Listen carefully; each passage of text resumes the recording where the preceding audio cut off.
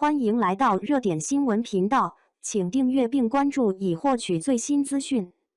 诚意赴山海过审下证，开播为时不远，预约破500万武侠剧王预定。热度高昂的原因无非2点。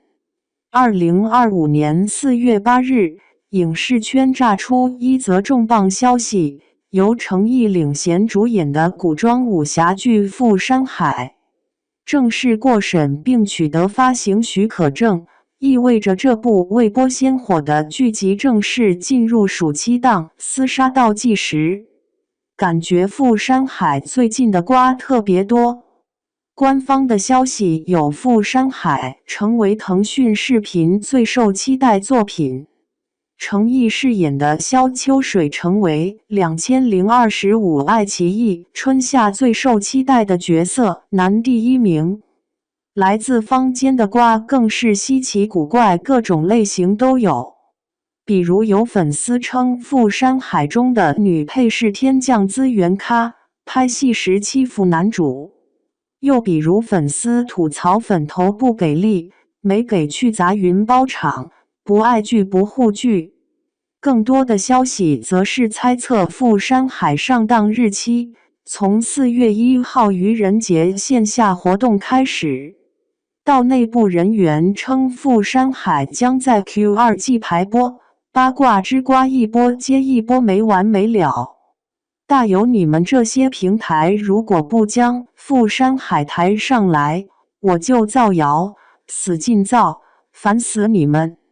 那么有人会问，古偶剧那么多，为什么只有诚意的《赴山海》话题那么热？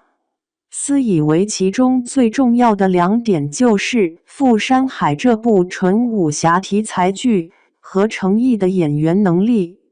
先说武侠类古偶剧题材，鼎盛应该在80、90年代，现在基本上已经废掉，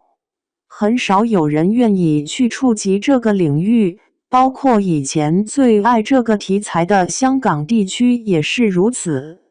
因为真的不讨喜，就拿今年春节档的《射雕英雄之侠者大者》来说，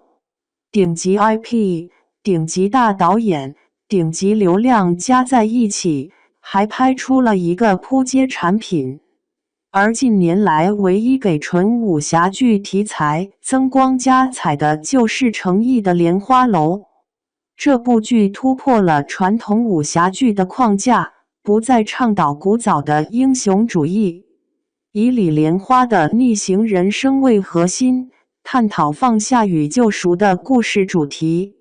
同时剧集还加入悬疑探案结构，将推理性单元案件与复杂人性拷问融合在一起，剧情烧脑有张力，让莲花楼2023年古装剧黑马多次上星。还有在日本等海外市场的表现出色，成了现代新武侠剧典范。改编自温瑞安神州奇侠的《赴山海》也走了同样纯武侠之路，既保留了男频非恋爱主线侠义精神内核，又融合现代人喜闻乐见的穿书加系统元素，以现代青年萧明明穿越至武侠世界为起点，展开萧秋水的江湖经历。主打热血少年成长线与新武侠风格，主题赛道当下很热。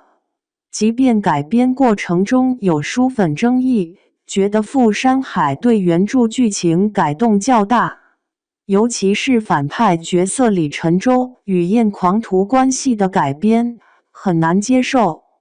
但并不妨碍大众喜欢。所以剧集开拍时，《赴山海》就被拿来与标杆《莲花楼》比较，又因为神州奇侠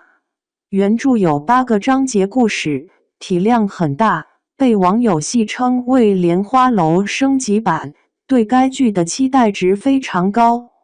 赴山海》第2个吸睛点就是主演诚意，他的古装扮相、演技能量以及打戏水准在古偶剧当中几乎是顶级纵队水平。特别是他的打戏，已经被行业内认为是半个专业人员。花絮自己的绿幕打戏都可以直接当正剧去看，几乎不太需要后期去制作。莲花楼中最被叫好的几个桥段，有一半都是打戏，所以这次赴山海中的角色压力全部给到了程毅身上，让他一个人分饰三角，分别是现代人萧明明、侠客萧秋水、反派李晨舟。我个人感觉是剧组太苛刻了，程毅演现代人萧明明穿越就算了，反正戏份不多，但是侠客萧秋水、反派李晨舟就有难度了。在原著小说中，他们虽然外貌神似，但是性格差异很大，而且两个人之间还有复杂的冲突关系。不知程毅能不能如沉香如屑一样，塑造一个堪比经典渣爹的反派角色。不过就程毅目前状态看，纯武侠题材加程毅有1+1等于2的效果，市场对这个配置很满意。女主萧雪瑜选古力拉扎有点草率，是个美人，但是演技以及演员口碑都欠缺。问题是她似乎搭谁都不火，很怕她拖程毅的后腿。配角方面也有一些争议，比如李凯欣饰演的唐芳，就曾经因戏份争议引发粉丝不满，被指女配加戏过多，可能导致主线不足。制作团队比较靠谱，由指导过《莲花楼》的任海涛操刀，担任编剧刘芳代表作有《琉璃莲花楼》和很擅长写新武侠风格的剧本，还有美术指导刘成义、服装设计方思哲等行业大咖加盟，为赴山海质量提供了强有力的保障。对于观众最关心的播出计划，4月8日已经传出赴山海下正的消息，再加上该剧目前已经在双平台预约量还超过了500万，创武侠剧未播预约纪录，趁热打铁的空降播出，也是极有可能的事情。随着发行许可证落地，这场由赴山海藏海传、锦绣芳华组成的暑期3巨头之战正式打响。程毅能否凭此剧坐稳武侠剧王宝座？答案即将揭晓。